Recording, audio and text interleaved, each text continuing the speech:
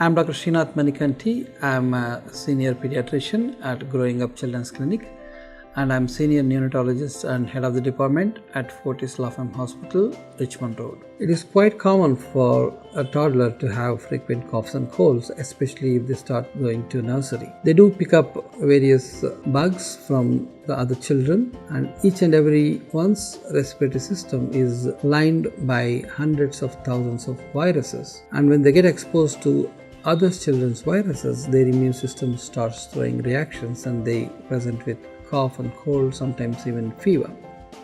And it is not worrying as long as the child is not losing weight. Usually they do grow out of this by about 4 or 5 years of age. To watch more videos of me, you can subscribe to Dr. Sakal.